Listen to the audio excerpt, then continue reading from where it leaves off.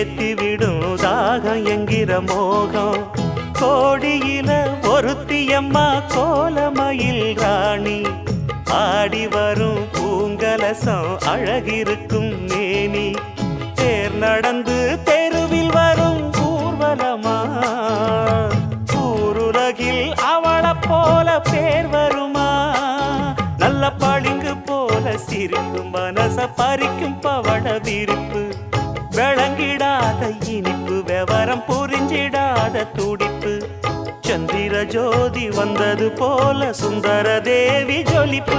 கலைவாணியோ ராணியோ அவள்தான் யாரோ, சிலை மேனியோ தேவியோ எதுதான்